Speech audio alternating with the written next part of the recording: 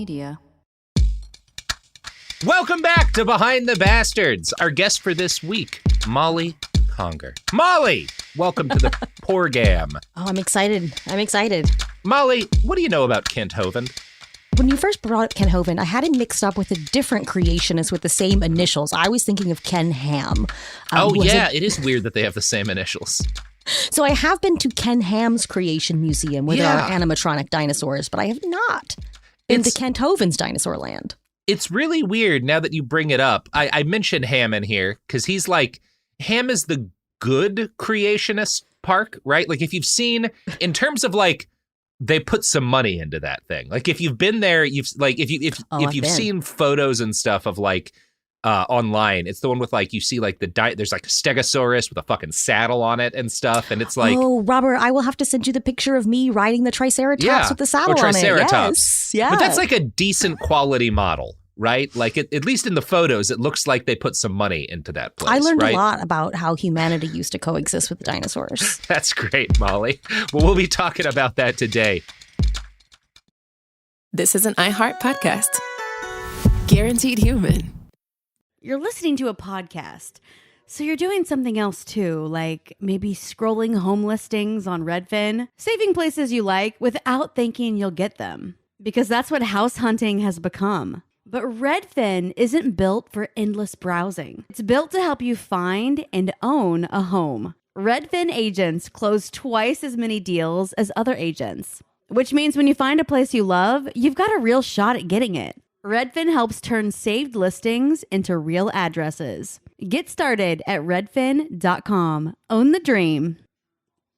Support for the show comes from Public, the investing platform for those who take it seriously. On Public, you can build a multi-asset portfolio of stocks, bonds, options, crypto, and now generated assets, which allow you to turn any idea into an investable index with AI. It all starts with your prompt. From renewable energy companies with high free cash flow to semiconductor suppliers growing revenue over 20% year over year, you can literally type any prompt and put the AI to work. It screens thousands of stocks, builds a one-of-a-kind index, and lets you backtest it against the S&P 500. Then you can invest in a few clicks. Generated assets are like ETFs with infinite possibilities, completely customizable and based on your thesis, not someone else's. Go to public.com/podcast and earn an uncapped 1% bonus when you transfer your portfolio. That's public.com/podcast. Paid for by Public Investing. Brokerage services by Open to the Public Investing Inc. Member FINRA and SIPC. Advisory services by Public Advisors LLC, SEC registered advisor. Generated assets is an interactive analysis tool. Output is for informational purposes only and is not an investment recommendation or advice. Complete disclosures available at public.com/disclosures.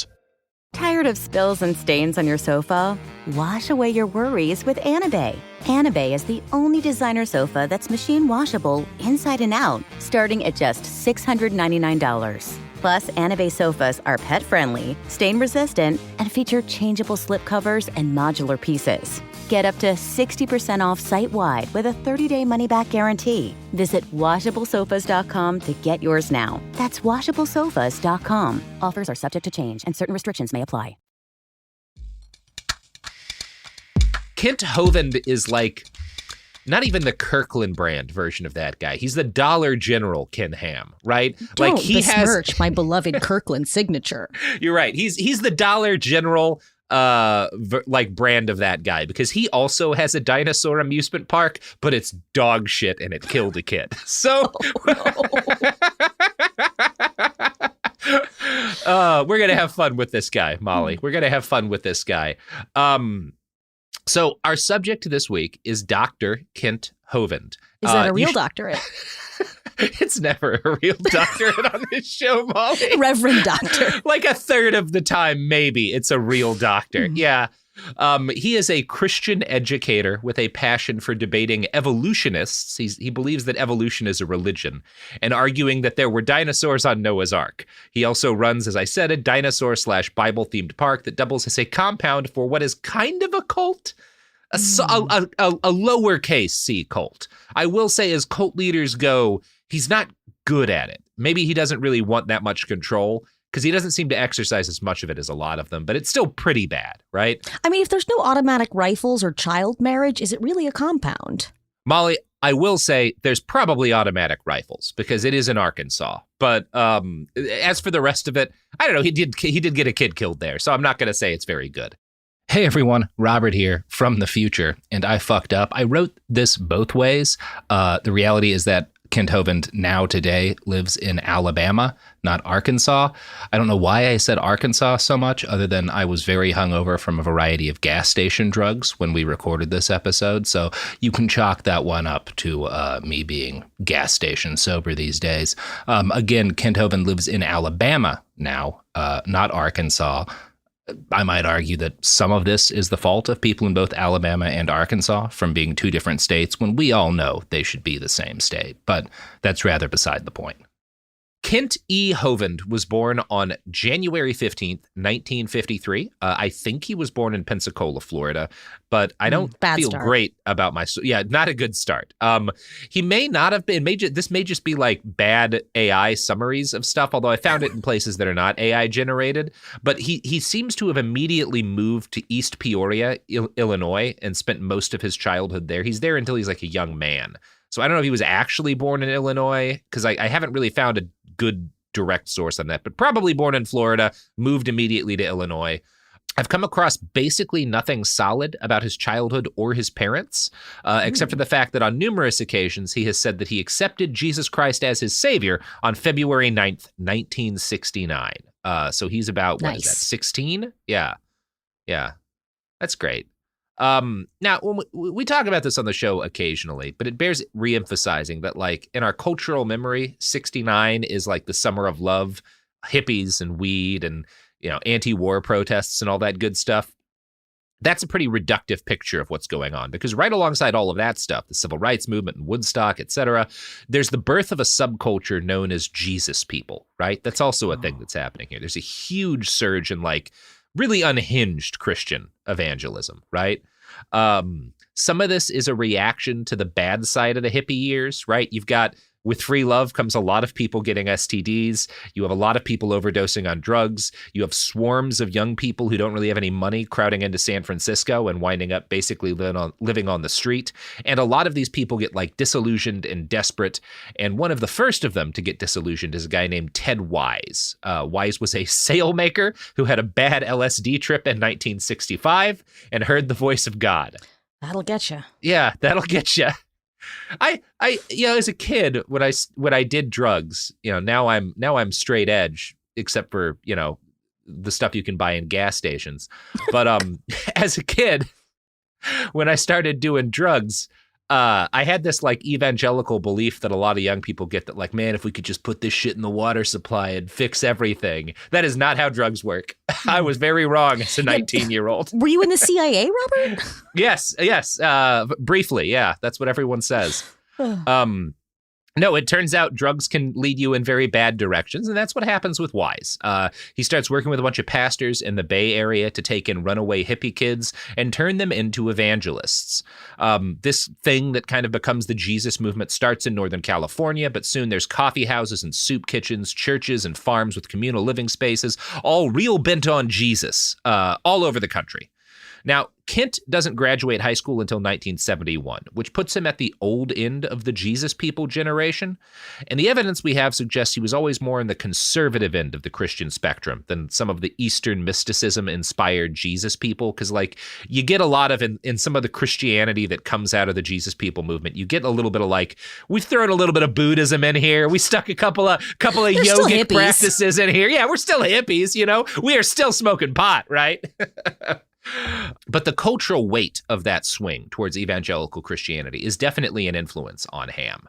The preachers he's drawn to, though, are men like Jack Hyles.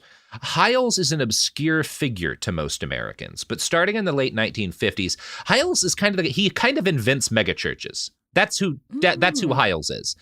He calls his church the Independent Baptist Church, and it's crowned a super church by Time in 1975 because it's not just a place where people will go on Sundays. He builds a Bible college there, unaccredited, obviously. He builds what becomes one of the largest Sunday schools in the country. So there's all these like ancillary buildings and programs attached to the bigger church, and so thousands of people become members. And this is kind of like the first precursor to what becomes the megachurch, right? This is like the Australopithecus of megachurches. Cool. So, yeah, that's Hiles. That's who Kent is going to be kind of like obsessed with as a kid. Hiles is like a very triggering last name for some reason. Every time you say it, I feel like he should be British with that last name, right? He should be played by the guy who played Niles in Frasier. It does. It feels like there'd be a villain in some movie with that name. That's what I'm saying. Played not by Christian Slater.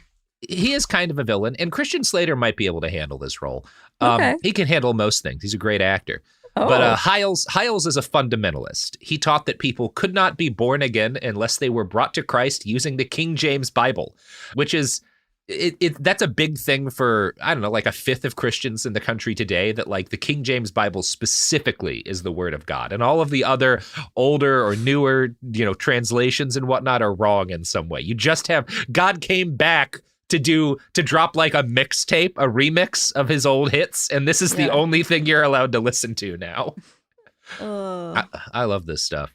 Hovind also admired a guy named Bob Jones Sr., who I'm going to guess you've heard of, Molly. Oh, I've heard of Bob Jones University. Absolutely. Yes. Yeah. Well, this is a fine institution. Yeah. One of the great learning centers in our nation. I've always said, can you really be learning if you're not wearing pantyhose? No. And Bob Jones Sr. would say absolutely not. He was an American evangelist, one of the first Christian radio stars. And as you said, he founded Bob Jones University. He was also a segregationist and one of the people who felt like having a Catholic in the White House was going to doom this nation to papist domination. Right?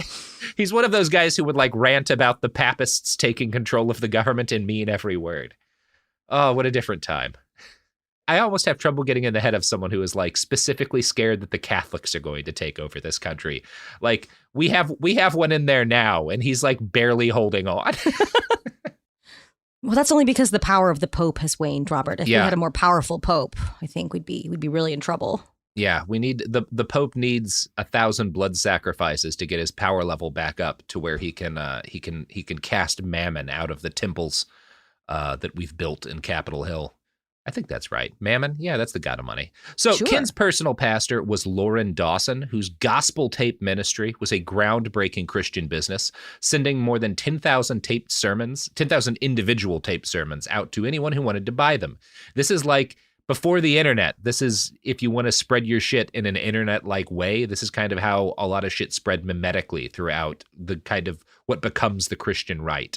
And Kent is going to devour every one of these tapes he can get his hands on as a young man. And this is where he learns the secrets of public speaking and preaching as a business. In fact, if I had to draw together the similarities between the different guys Kent admired as a boy, it would be that they all succeeded in turning their faith into an industry or industries instead of just a church, right? He's not exactly drawn as to pastors. Jesus intended. Right. Money changing in the temple, Jesus' favorite thing. We all know he's huge into that stuff. The word of God is for sale. Yeah, absolutely. Why wouldn't it be? He didn't come back to rewrite the King James Bible for you to not make a buck off of it, So these guys are Kent's guiding light, and he decides his future is in Christianity, not specifically as a belief system or a way of life, because he does not live a particularly Christian life, but as a way to make a living. Specifically, he decides he's going to make a living in Christian education. Here's what he writes about his development past this point in 2012 on a website called Creation Today, one of my favorite news sources, Molly. His keen interest in math and science throughout his high school career prompted his enrollment at Illinois Central College as a science major. After 2 years of undergraduate work there and feeling God calling him to full-time Christian service, he completed his Bachelor of Religious Education degree at Midwestern Baptist College in Pontiac, Michigan in 1974. For 15 years, Hovind taught high school math and science, during which time he completed his master's degree in education. While researching and writing his doctoral dissertation on the subject of creation versus evolution, he saw the tremendous need for exposing evolution as a dangerous religious worldview and for arming Christians with scientific evidence that there are no contradictions between true science and the Bible. In response to these needs, shortly after finishing his PhD in religious education, he began a full-time ministry. Now, so he's teaching high school science? Not at all, Molly. All of that's lies. every word I read almost was a lie. Yeah. Note the source. No. Again, 70% of the time, if I introduce someone on this show as a doctor, they're not, in fact, a doctor. And yeah, basically everything he may have done 2 years of college trying to get a science degree, but he didn't get a science degree, which is about as impressive as the 2 years I spent considering getting a history degree, right? Like, you didn't get it. It doesn't matter, really. But let's start with the most basic claim up there, right? That he taught high school math and science for 15 years. This seems like it would probably be true. People usually don't lie about being high school math and science teachers. And like, there's a lot of teachers in the country, right? Teaching's not an easy job, obviously, but it's not impossible for cranks and weirdos to get teaching degrees, right? It happens. I've had a couple of them.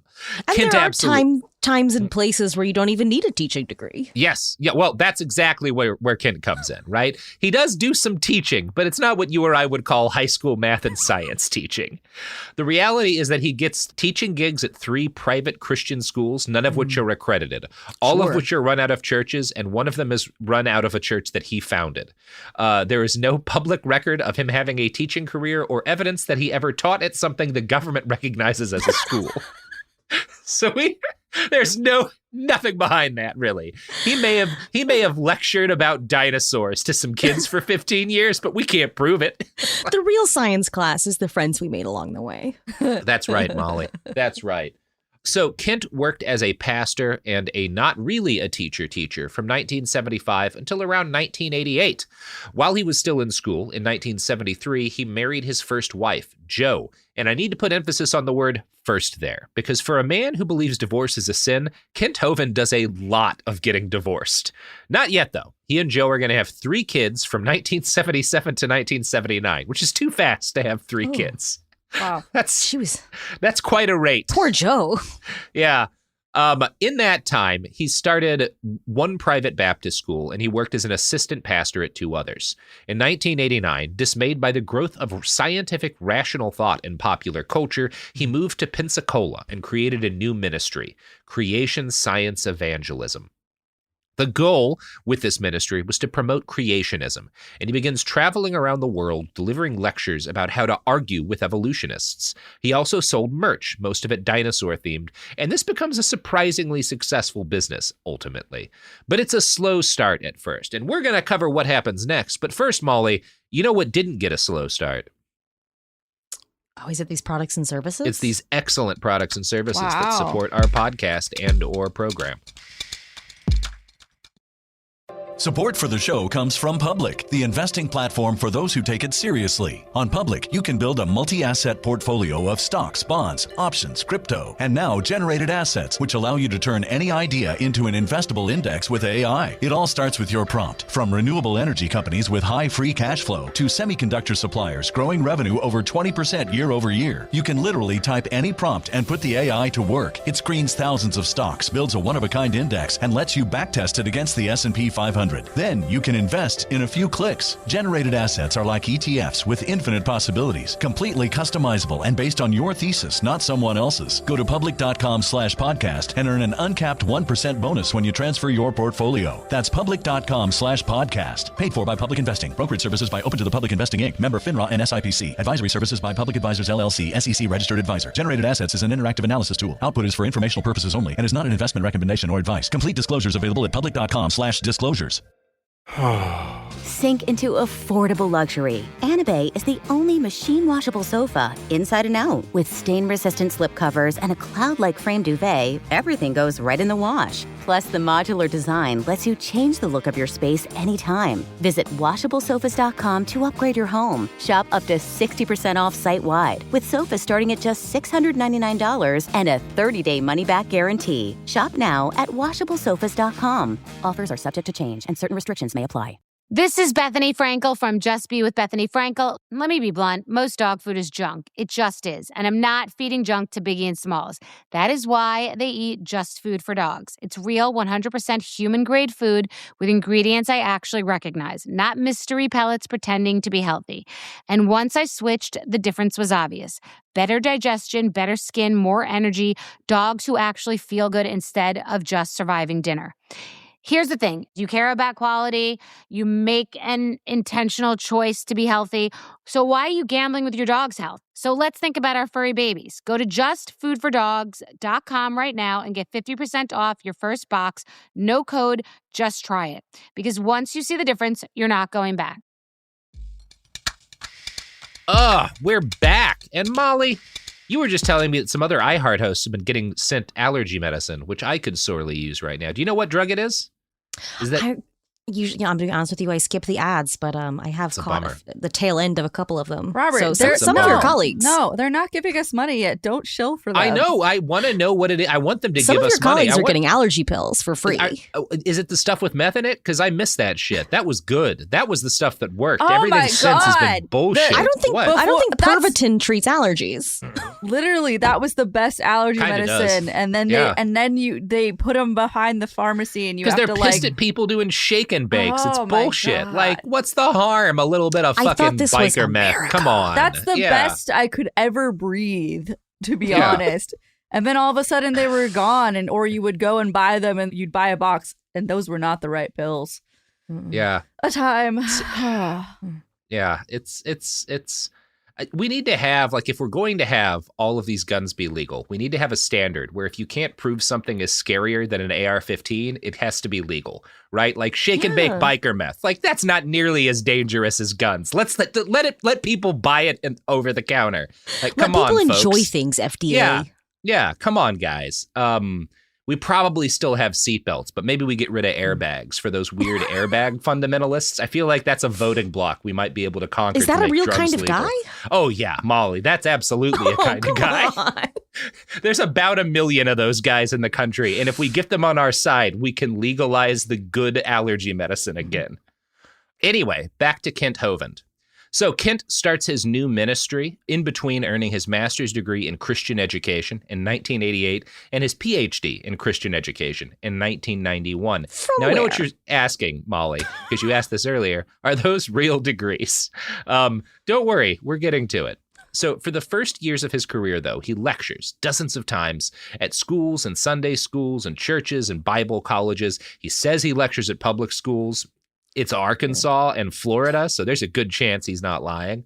And his focus is in laying tactics out for arguing against evolution, right? He's particularly obsessed with public debates and arming his audiences with this arsenal of like gotcha lines that they can use to win public confrontations. And a lot of it has to do with like setting the terms of the debate in a way where you're not really arguing about evolution or like trying to lead people into these logic traps that he thinks he's built. But here's an example of the kind of shit he's doing. You're going to say, and where did God come from? And I don't know. But you said 20 billion years ago there was a Big Bang. And you don't know where the dirt came from. So basically, I believe in the beginning God, and you believe in the beginning dirt. Don't tell me my theory is religious and yours is science. Oh, no, sir, they're both religious. The news media tries to make it look like it is religion versus science. I did a debate in El Paso, Texas here recently, and the news media wrote an article. They said, religious and scientific leaders debate evolution. What is the unspoken message in that title? What are they trying to imply? Can you catch that? They're trying to imply that evolution is part of science, aren't they? No, evolution is a religion. It sounds like he's about to start rapping. It does sound like he's about to drop a bar. Really, I could feel it coming. No, he doesn't have that Ben Shapiro level of versatility. No, he's the Ben Shapiro of dinosaurs. Yeah, he is. The background music is such a choice. Yeah, it's fascinating stuff. But he like dropped like, he's like, did you? Why did he do that? Zinger. Yeah. Well, you see what he's doing there, though, right? He's like, number one, he's starting. He's not starting by talking about evolution. Like he's literally immediately taking the rails off of the debate because evolution has nothing to do with the Big Bang, right? Like he starts by talking about the formation of the universe, and there's actually always going to be a degree of unknown, right? Like we're never going to get perfect. Now, I would disagree with him. There's actually quite a bit because of the way that like looking at shit in space works. There's quite a bit that we can observe about the early days of the universe that we simply cannot observe about like his beliefs about a god.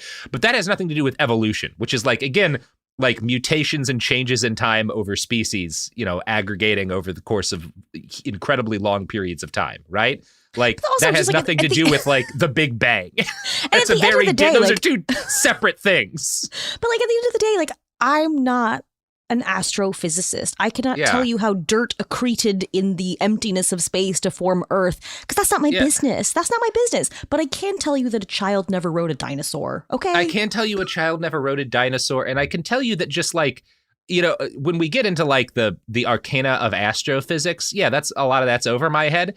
When we get into the basics of evolutionary theory, all of that makes complete sense. I understand that quite well. Like, because you can see there's variance in just like the people you know. If you've had a bunch of different dogs and cats, there's variance in them. And some of the different variance that occurs naturally as animals breed are going to be more adaptive to their environment than others. And over time, that will change the species, and that will lead to like the splitting into different species, right? You can see it on a micro scale in your own life if you have animals, and you can understand how over the course of billions of years it would lead to much more drastic changes than you see in like a few generations of goats or whatever. Yeah, but who invented dirt, Robert? But who invented dirt? Fucking gotcha. I got you. It's these I find it very frustrating. Anyway, I want to play one more clip to you of Kent before we move on. And this isn't him talking about evolution, but I came across it in my research, and I do think it sets up some things about the kind of man he is. This clip is called Kent Hovind Goes Bananas. So I'm pumped. It sure is, Molly. When I was about 6 years old, I was raised in East Peoria, Illinois. By the way, I know I'm in Tennessee, but are there any more Yankees in the crowd? Any Yankees out there? 5, 6, 7. Okay, and how many Southerners do we have? Ooh, well, just remember who won, if you would. I know, it ain't over yet. Oh my God. But I was raised in East Peoria, I couldn't help that. But I did move to Florida as soon as I got smart enough to figure out, the South is going to rise again. But no. So I needed to play that little bit. About the South rising again, to let people know that he's down with the Confederacy, that he wasn't always, but now he knows they were right. Remember who won? But it's not over. But it's not over. It's such a weird splitting. Yeah, I enjoy his 5, 6, 7 hand motions. Yeah. I mean, those are like workmanlike public speaking, tactics. He's not bad at, he's good at it actually. Yeah. Like you have to give him, like I got that's a little why he's whiplash successful. there. Yeah. So one of the nice things about Kent, about writing about Kent, and also one of the frustrating things is that he started reaching for prominence as a creationist debate bro effectively in the 90s, right? And if you remember the internet of like particularly the mid to late 90s, early 2000s, a huge thing on the internet back then was internet atheists. And this community, sometimes called the skeptic community, it's split in a number of directions in the modern era. Some of these people have gone in very heartbreaking directions, right? We can talk about Richard Dawkins being like, now I'm a cultural Christian because I hate Islam so much, right? But there was this kind of, not even brief, like a decade period where like there was an army of everyone from like forum trolls to like guys like Dawkins who were just committed like pit bulls to like hanging on and like latching onto arguments with Christians over creationism, right? I'm going to get one or both kinds of pit bull people angry at me for that comment. Look, I've been attacked by a pit bull and I've owned Bill one. Maher is I get to make that joke. Either way, Bill Maher is going to be coming for me. Yeah. He's another one of these guys, right? And because he was so prominent during this period of time, there was like a whole information ecosystem dedicated to attacking Kent Hovind. There are entire websites that are just picking apart his whole life and backstory with surgical precision because he pissed off just some beautiful. of these maniac internet atheists who I love. I have very fond memories of, but who like clearly were the kind of damaged where they would spend 70 hours a week writing about Kent Hovind, Like it's a thing. We don't really have that anymore on the internet. I mean, we have Kiwi Farms. We have Kiwi Farms, but which I is feel like these people have the same sort of mental derangement of the Kiwi Farms user. But they're not, it's much more ethical because they're never going after harmless people. Like Kent is legitimately a bad guy. It's the same level of fixation, but targeted in a good direction. Yes, and targeted much more narrowly, right? We just can't focus the way we used to, Molly. So it's just information overload. Yeah. One of the most detailed sites to pick apart Kent's life was KentHovind.com, run by John Steer. Today, the website is most accessible through the Wayback Machine, and if you want an idea of its age, there was a running tally at the top of every page counting up the total cost of the Iraq War. So it's like, again, like just for a snapshot of the time this was written in. A beautiful time capsule. Yeah, it's magical stuff. It really brought me back to my teenage years. So on that website, there's like a Q&A portion, and one of the questions is Dr. Hovind a real doctor? And Steer writes, yes and no. So it turns out Hovind did get a religious-based PhD from Patriot University, which then changed its name to Patriot Bible University. Does that not sound better? No. They threw a Bible in there, Molly. How can that not work better? That's worse. It's better because it makes the acronym PBU instead of PU, right? Mm. Like, that's just not great. They should have thought about that, but I don't know. Despite that questionable name, PBU has been authorized by the Colorado Commission of Higher Education as a seminary or Bible college, which means it can grant religious degrees, but only religious degrees. It wouldn't be entirely fair to say these aren't real in the legal sense, but also Kent is going to spend decades identifying himself as a PhD in education and authoring scientific papers and calling himself a doctor, both to insinuate that his PhD has something to do with science or evolution. It does not. Steer writes, quote, Patriot University also claims to be accredited by an unrecognized American Accrediting Association of Theological Institutions, which operates from the same P.O. box as Christian Bible College. Yes. Both AAATI and CBC are run by Cecil Johnson, and CBC is only accredited by, you guessed it, AAATI. This blatant conflict of interest could be a litmus test for the quality of AAATI. So I decided to look into this AAATI, this accrediting organization that accredits the organization that runs it, right? And it's just a diploma mill, right? For years, it would offer, if you wanted to start your own Bible school, they would accredit your Bible school for $100 plus $75 a year. But the federal government does not recognize AAATI accreditation, right? Didn't Anders Breivik run a similar scam for years? Oh, God. I think he did. I don't have enough recollection of that to want to get into it, but I think you're right. He would make fake diplomas. So, yeah, I mean, good company. Good company. We need to get into the fake diploma business, Molly. I'm getting a doctorate right now.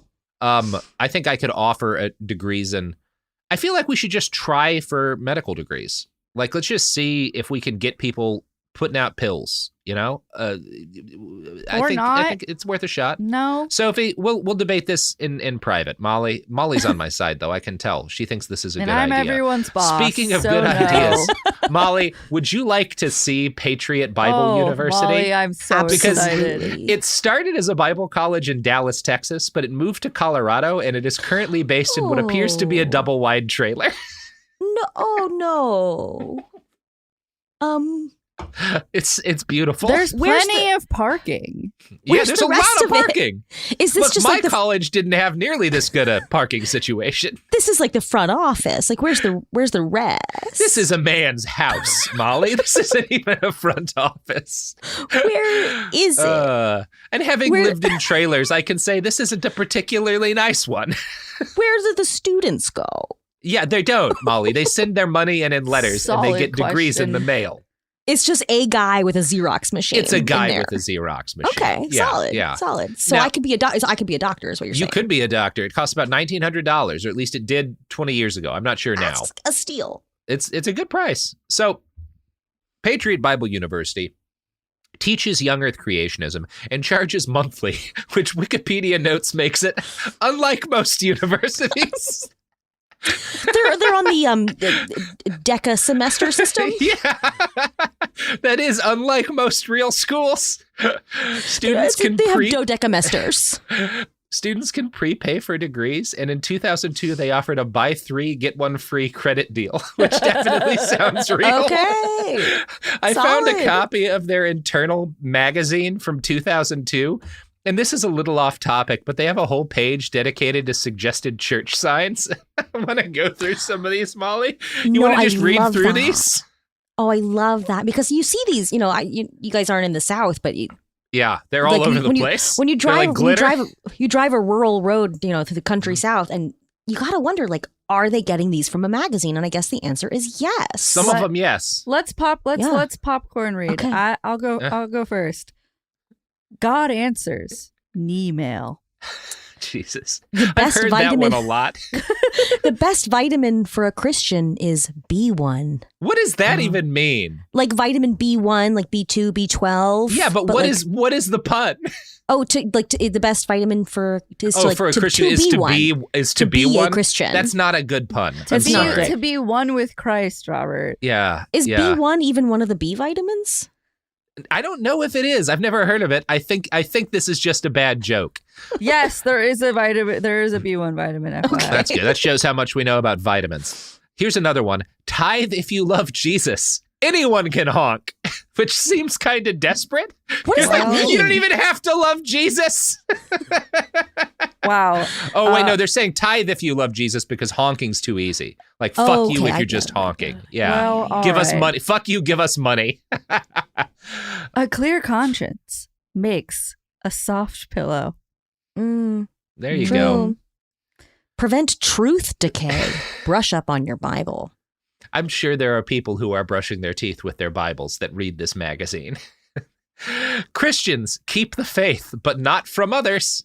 What? Don't gatekeep. Don't gatekeep this shit. Let everybody into Christianity. And what part of thou shalt not don't you understand? You didn't yell thou shalt not. It's in all caps. It is in all caps. It is in all caps.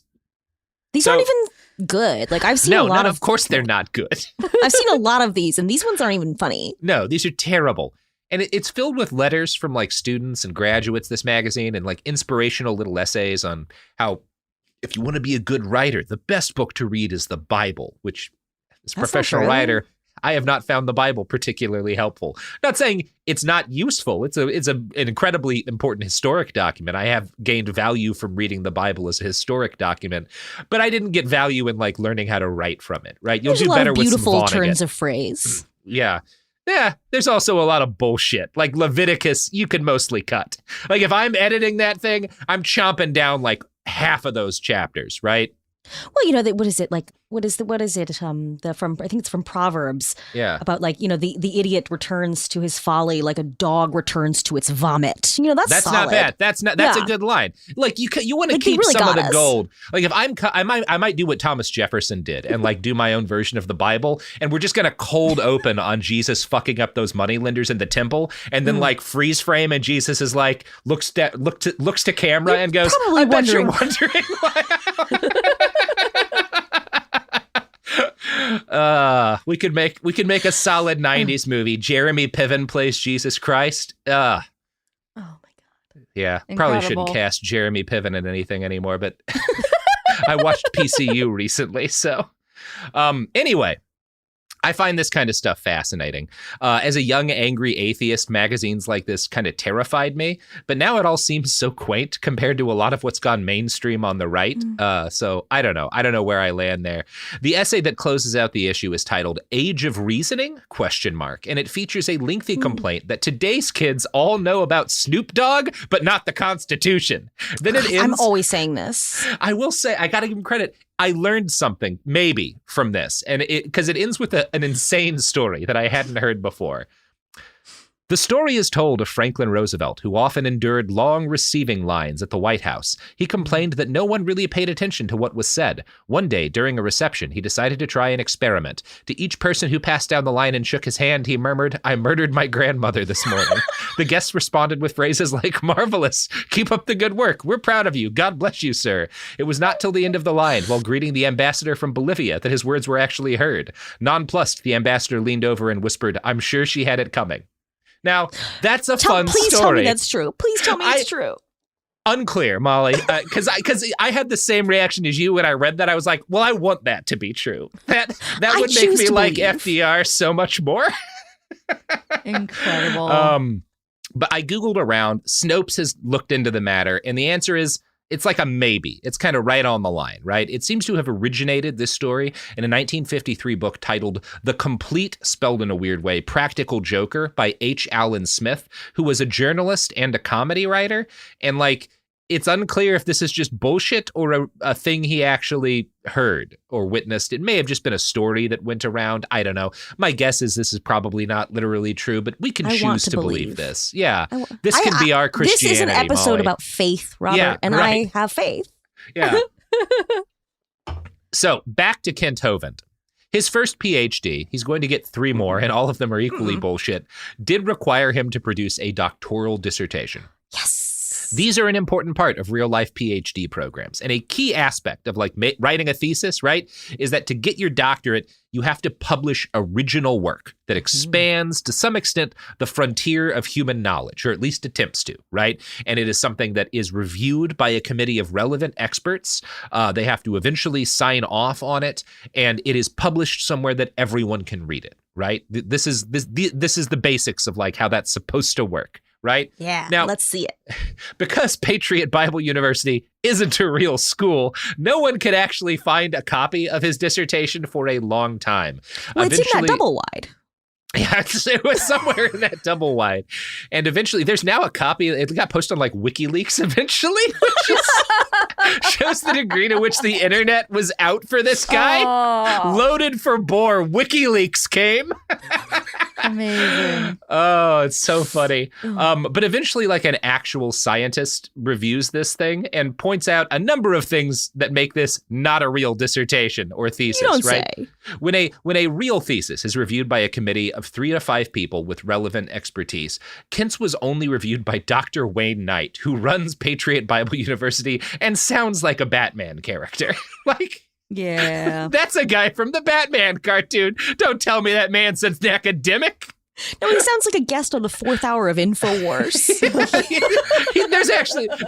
There's a substantially higher than 0 chance that Dr. Wayne Knight has been on InfoWars. I didn't think to look into that, but honestly, now that I think about it, that's almost certain.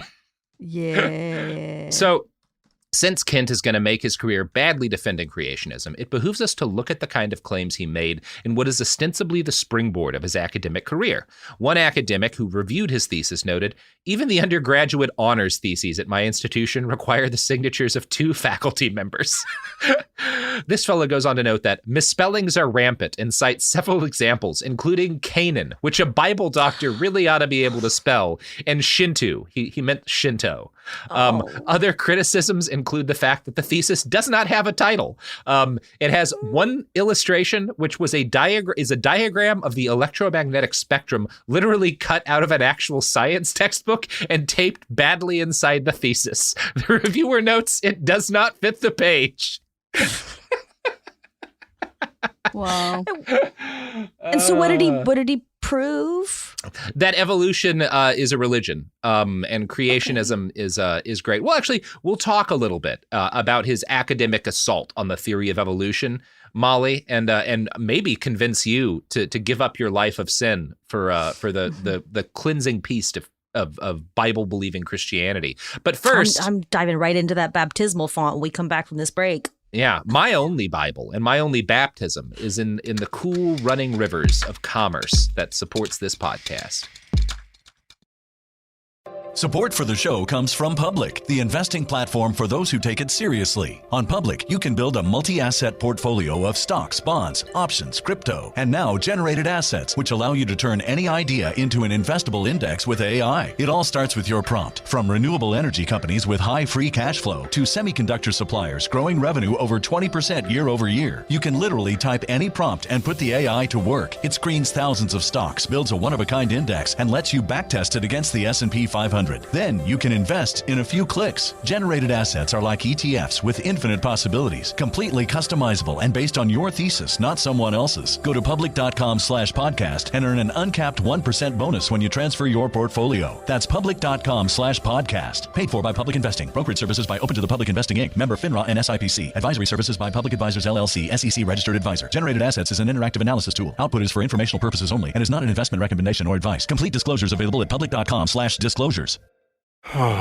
Sink into affordable luxury. Anabay is the only machine washable sofa, inside and out. With stain-resistant slip covers and a cloud-like frame duvet, everything goes right in the wash. Plus, the modular design lets you change the look of your space anytime. Visit washablesofas.com to upgrade your home. Shop up to 60% off site-wide, with sofas starting at just $699 and a 30-day money-back guarantee. Shop now at washablesofas.com. Offers are subject to change, and certain restrictions may apply. This is Bethany Frankel from Just Be with Bethany Frankel. Most dog food is marketing, not nutrition. That is why Biggie and Smalls eat just food for dogs, real 100% human-grade food with ingredients I actually recognize. And yes, I do see the difference. Better digestion, healthier skin, more energy, dogs that feel better, my babies. If you've been on the fence about switching, stop overthinking it. What's more important than your furry babies and their health? Go to justfoodfordogs.com right now and get 50% off your first box. No code needed. Just try it. All right, we're back. Kent is going to build, his career attacking evolution. So let's look at how he attacks it in this thesis. Quote, Hovind begins with a non-standard definition of evolution, that with time, things left to themselves can improve, and a ramble about thermodynamics. For the first time, evolution is described as a religion. Hang on to your hats. He then proceeds to a long pair of inaccurate definitions of microevolution and macroevolution. He finishes this section with a second misstatement about evolution by pinning the idea of evolution equals progress on the evolutionists. Now, there's a lot that's wrong there. I mean, for one thing, evolution is not things improving over the time when left to themselves. It's, again, like random changes, some of which are going to prove adaptive, some of which won't, and that leads to like change and differentiation in species over long periods of time, right? It's not inherently improving. Things don't always get better. Species don't always get better because of this. Like that's not what anyone's arguing for when they're talking about it's not like evolution being a thing. Science degree. No, of course not. Now, despite what guys like Hovind say, the theory of evolution is simple and hard to argue with. Because it's such a reasonable thing, Hovind has to, like, the Catholic Church hasn't had an issue with it in longer than any of us has been alive, right? And it doesn't preclude the existence of a creator God. You could just say that God invented evolution. Done. There's plenty of perfectly fine, like, fucking YouTube arguments you can make for evolution being integrated with a belief in God. I don't care how convincing you as an individual find them. They're all more convincing than what Kent is saying, right? So, right, like you could still believe in your God without being silly. Yeah, the Pope does. And he believes in a lot of silly shit. Yeah, but we have a woke Pope now, Robert. We do. We do have the woke Pope. It's a huge problem. A real issue. So Hovind has to come up, because evolution is such an inherently reasonable concept, Hovind has to come up with his own straw man definitions of evolution to argue against, and they're always a little bit different. Later in his career, he's going to offer a $250,000 prize to anyone who can promise empirically, his word, that evolution is real, and here's how he defines it for the purpose of this argument. When I use the word evolution, I am not referring to the minor variations found in all of the various life forms, microevolution.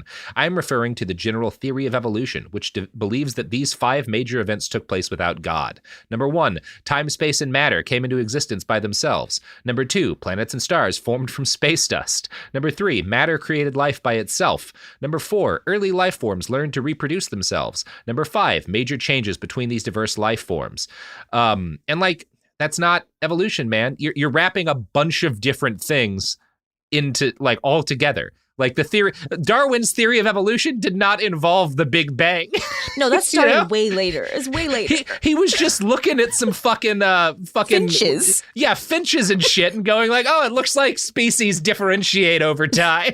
He tasted a bunch of different birds. Yeah, he ate every animal that he could and worked out a basic theory. So far, what we've got here is, with Kent, is a local pastor and teacher who's built a nice business for himself lecturing at churches and Bible schools about creationism. Now, that's not a good thing, but on its own, that's not noteworthy enough to make him a subject of this episode, right?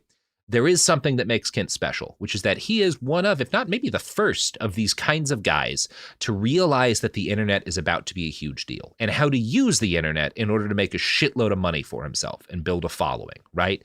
He is, I don't know if he's the first of this kind of guy, but he's the first I'm aware of that really starts this with a website called Dr. Dino.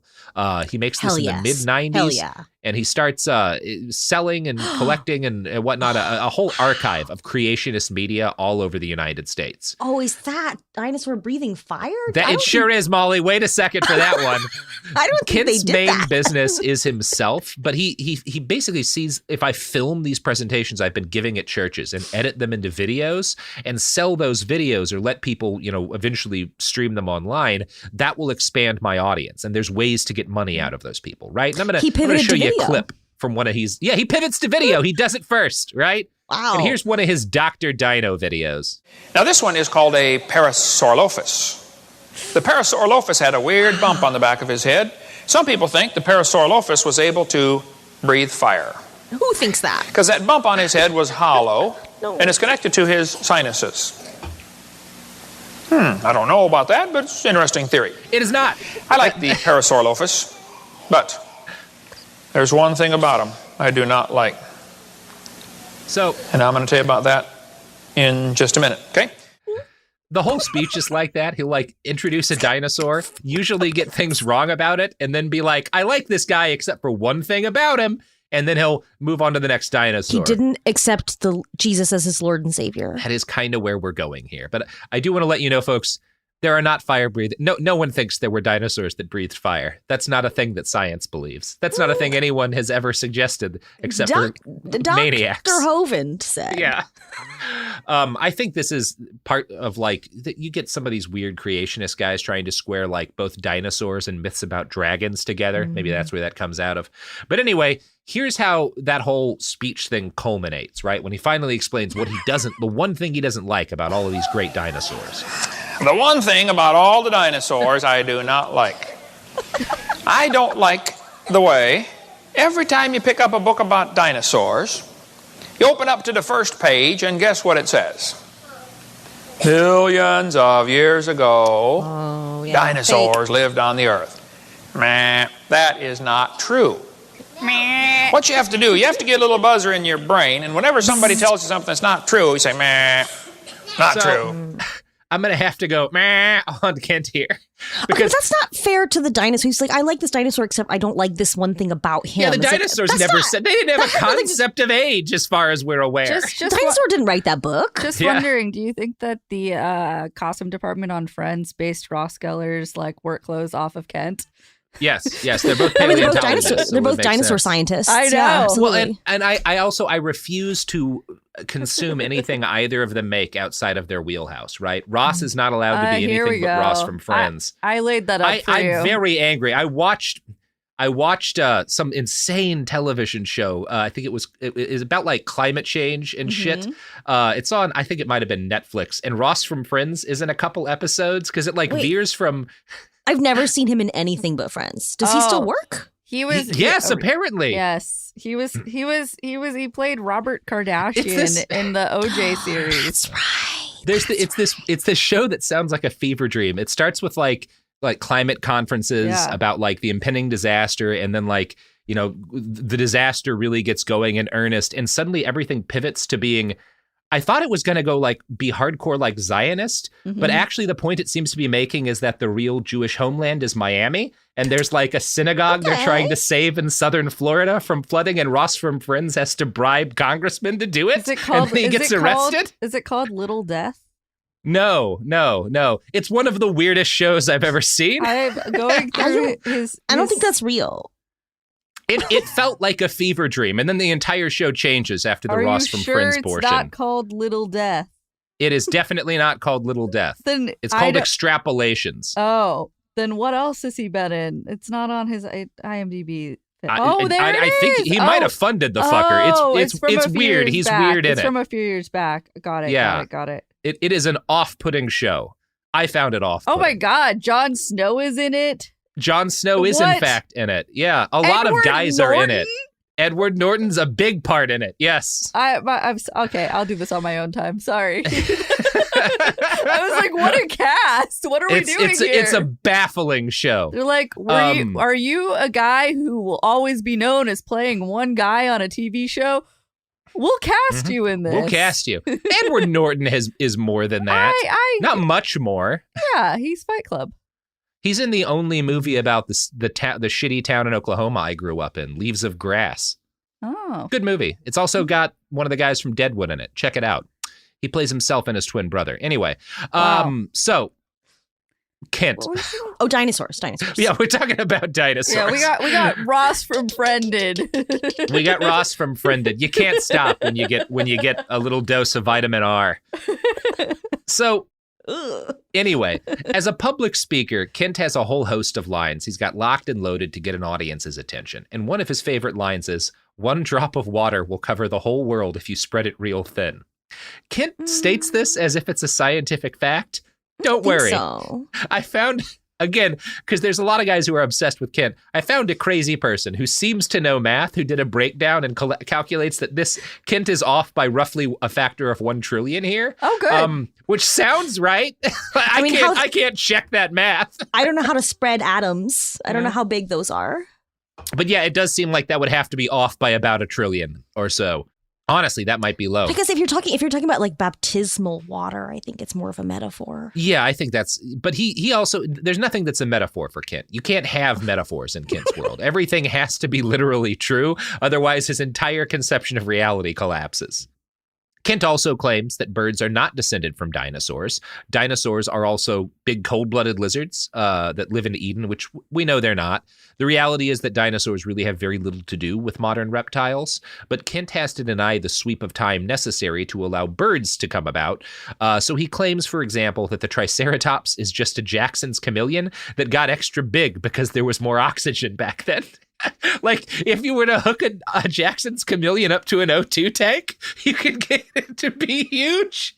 Well, so why are we doing that? There is some scientific credence to the idea that like the amount of oxygen in the atmosphere. I think we get like bigger bugs. Insects used to be bigger because they breathe through pores in their skin, so they could be larger because of the different amount of. But they're not the same insects, you know. And it's like you can't just if you just like you can't just hook make a chameleon big chameleon up to oxygen. It's not going to turn into a Triceratops. I'm going to put a pet chameleon inside of a hyperbaric chamber, and I'm going to grow a Triceratops. Happens. Yeah. I'm gonna get one.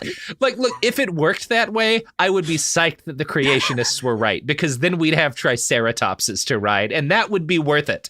I'll eat a lot of crow to ride a Triceratops. Only inside your special oxygen chamber. You would probably have to keep it in the chamber. We just make the world a hyperbaric chamber, This guy is just Christian Science Alex Jones. It's very weird. Yeah, he's a little worse than that. Does he start selling products? He's already selling products. Yeah. He's got his. I'm interested in the merch, videos, and T-shirts and toys, and obviously, like a lot of creationists, one of the things that helps stitch Kent's beliefs together is the existence of cryptids. Right? If the Loch Ness monster exists, right, it means that dinosaurs didn't die out all that long ago. That's exactly right. Yeah. Yeah. Now, I know what a lot of you are asking at this point. Kent is clearly a ridiculous asshole, but is he really noteworthy? And I assure you he is. We're going to talk about his real evil shit in part 2, but I want to start by laying out how much fucking money he makes doing this grift. In 2003 alone, Kent earned more than $1.6 million in Dr. Dino merchandise sales. From 1995 to 1997, his income tax bill alone was more than $500,000. And we know that because Kent was a tax protester and refused to pay his taxes for about 30 years. Yeah, of course. Of course he's a tax protester. I feel like if you're truly only committed to God, is that like its own kind of sovereign citizen? He is a sovereign citizen, Molly. That's where this is headed. But yes, also he's his own kind of Christian sovereign citizen too. Right. He does both.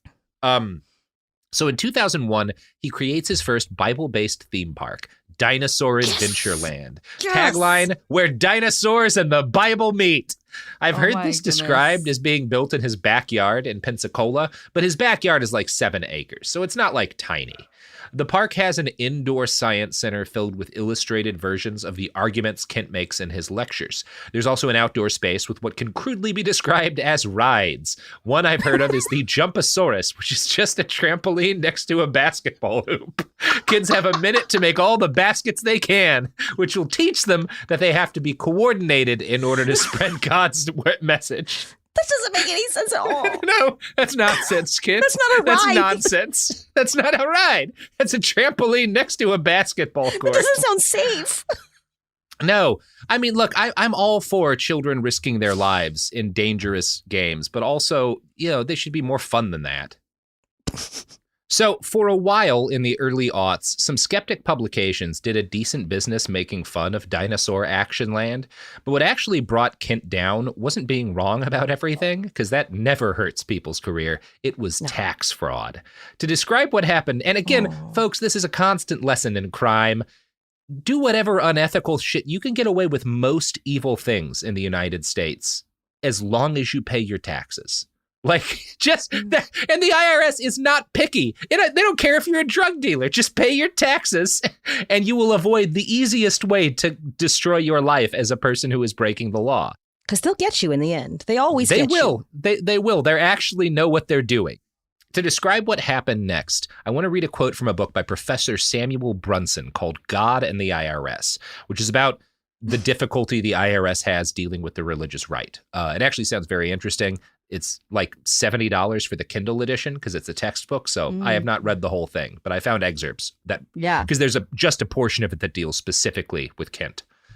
Quote, though creationism was Hovind's professional passion, it was far from his only interest. Hovind was also deeply dedicated to not paying taxes. Hovind was as dedicated a tax protester as any. He did not file a single federal tax return between 1989 and 1996. The IRS noticed and demanded that Hovind provide them with certain financial records. He refused. In fact, in his attempts to impede the IRS's investigation, Hovind went so far as to file a lawsuit against the IRS, demanding that the court order the IRS and its agents stop contacting and harassing him, and that it order the IRS to stay off his property. So, taxes are complicated, but the IRS is a simple organization. They just want their money. And they've spent enough time as the bugbear of the Republican Party that they are leery of having public fights with religious conservative tax protesters. So they don't go hard after, again, he stops paying his taxes in 1989, and they don't really come for him until 2006. And there's back and forths going on before then in like the late 90s and early 2000s, but they don't really go for bore until he makes it very clear that there is no other way for them to resolve this, right? I mean, he could have just all this time, but just been doing his taxes, but like doing them wrong and paying like $10. It probably would have been fine. And they wouldn't have wanted to come after a church. But if you go out in public and you say, I don't have to pay my taxes because God said so. Right. Right. And the big mistake he makes here is Kent mistakes the IRS's hesitation to go immediately nuclear on him as an actual victory. And so during this kind of awkward period where he's fighting back and forth with them, but they're not really coming after him, he decides he's like hacked the system, and he starts lecturing and selling book and video guides to not paying taxes. Yes. Oh, they love those guys. They love it when you do that. Yeah, that's the easy way to make friends with the IRS. There's this whole industry of guys who will like sell you their system for like, if you just do this one secret loophole. Yeah. It's not real. It's not real. I think the easiest way to make a lot of money doing unethical things would be to like become that kind of guy, but pay your taxes scrupulously. Like run a business on how people can avoid paying taxes, but actually they can still pay get yours. You for that. It's still a federal crime to sell that shit. Yeah. Well, that's what's going to happen to Kent. So some of his new beliefs come to be based on the arguments of what are called sovereign citizens. Hell yeah. I think there's a decent level of like, at this point, kind of background osmosis information the average person has about sovereign citizens. But in brief, sovereign citizens are people who believe that the arcana of tax law and constitutional law is a magic spell to make the government go away, right? Yeah. If you figure out the right way to cite legal precedent, then you can make the federal government not in charge of you, which it doesn't really work. Sometimes the law can be like magic, but it never makes you not a subject of the state because the state has a lot of guns ultimately. I've only ever seen it in person once, but I was sitting through docket call, and this woman had some sort of like relatively minor traffic ticket that really got blown out of proportion because she refused to produce a driver's license. And so, she comes up before the judge and she says, well, I do not contract with the Department of Motor Vehicles. And she just like every time the judge asked her a question or tried to get her to say something, she just kept saying, I do not contract with the Department of Motor Vehicles. And it's like, The judge was like, it doesn't really matter if you do or not. No one really cares. Like, lady, I don't contract with the fucking with the Department of Homeland Security, but that's not going to stop them from coming after me if I do certain things, you know? Like, you don't have to contract with the ATF to have to obey the rules they put in place. I do not contract with the Internal Revenue Service. Sorry. They don't care. They've got a lot of guns. Ultimately, it does come down to that. I kind of love that she was like, that's my line. Yeah. Gotcha. I mean, she got that from a guy like Kent, right? Because absolutely. Kent gets, obviously, he I don't know who he gets brought into sovereign citizen. It's kind of like a decentralized cult ideology, but he starts spreading it too, like after he gets into it, right? And here's a quote from one of the videos he puts out during this period of time that gives you an idea of how these people talk. I do not have or use a social security number. Actually, no real person has a social security number. Notice on your social security card that your name is spelled with all capital letters. This designates the straw man business, trust, or corporation, not a person. Right? So you can sue or imprison the all caps straw man that my card is for, but that's not really me, so I don't have to go to prison for all of these crimes. Again, man, even if you were right, which you're not, this is nonsense. Like, there's not actually legal precedent here. Is there fringe on that flag? Even if there was, they all still have the guns. That's like, as an anarchist, I also don't believe in the legitimacy of the state, but I recognize that they have more guns than me. You know, like, it doesn't ultimately really matter it comes what down you to believe. that. Yeah. I'm going to try not to get them too angry at me because I don't want to get shot. I don't want to get a Ruby Ridge on my ass or something, you know, like the all caps and the all lowercase version of you. Neither one is bulletproof. Yeah. The one where I agree with them is that, like, yeah, I mean, the government is a big mafia, right? And I don't think it's very good. But, you know, I recognize the reality that they don't care if I can quote certain things. Like, there's no magic spell to make them go away. Pocket Constitution. Yeah. Your pocket constitution's not going to save you on this stuff. In 1998, Kent filed a document with his local clerk of court where he claimed to be a sovereign citizen, not a citizen of the corporate government he believed was legally in control. It's so not real. I'm sure the notary was like, I mean, I'll stamp it, but... Quote, this, in Hovind's eyes, severed all ties between Kent Hovind and all caps Kent Hovind. In 2001, nevertheless, he signed Kent E. Hovind above a Kent E. Hovind all caps signature line. So you're not even consistent about your nonsense, Kent. Got to file a new form. Kent declared he and his wife immune to all previously incurred debts, including the money they owed to the IRS, by revoking their power of attorney with the clerk of courts. They argued that Social Security was a Ponzi scheme, which covered up the fact that the U.S. government, or in their eyes, the government that ran, corporation or whatever that ran the U.S. government, was bankrupt. They referred to themselves as natural citizens of America, which is sovereign citizen language that basically means I am a citizen of the literal land, not this fake thing masquerading as a government. Now, that's all pretty standard Sov-Cit ideology. What's interesting to me is in all the years after he filed this paperwork, he starts to mold his ideology and begins packaging it in new ways to audiences full of Christians who are just sure they can't legally be required to pay taxes for other people to use the roads, right? Kent's method of justifying this was novel and a lot easier to sell to a wide audience than the kind of arcane sovereign citizen mythology that he buys into. Here's Professor Bronson again. He ultimately rests his belief that he owes no taxes, at least to the extent anything besides bald greed underlies that belief, on his status as a Christian and a minister. He believes that something about being a religious believer makes him different from the vast majority of his fellow citizens. This difference, he believes, is itself sufficient to excuse him from paying taxes. That is, in Hovind's mind, there is something about the economics of religious practice that materially alters the secular assumptions that underlie the tax law. Hovind's understanding of the difference that frees him from the clutches of the taxation that his fellow citizens face comprises two parts, one descriptive and one normative. Descriptively, he argues that he is a minister, and as a minister, everything he owns belongs to God. Normatively, he argues that he should not be subject to earthly taxation on money he earns doing God's work. True. And there's still a lot of people who will argue this in different ways, and they get away with it actually a lot of the time, right? Like churches do a lot of shit they shouldn't be able to do. I was going to say, if he just hired an accountant, if he hired a real accountant and did a little paperwork, half of that could be true. He could get away with a lot of his tax burden, and the IRS wouldn't be willing to fight him on it. But he just greedy. Refused to do the paperwork. I think the professor gets it right. He's just too greedy, right? Like he's a smarter man would recognize that, like, well, I'm a greedy asshole, but my greed has a limit, and like, I know the government can only be pushed so far, right? Like Jim Baker at least pretended to pay some taxes. He still did go to prison. He still did go to prison. That's, by the way, where Kent's story's headed. But Molly, that's all going to come in part 2. Do you have anything to plug here at the end of part 1? Oh gosh, I don't really have anything to plug. I'm on the internet. It sucks on there. Molly's on the internet. We're raising funds again here at Behind the Bastards for the Portland Diaper Bank, which provides diapers for free to people who do not have enough money but have babies.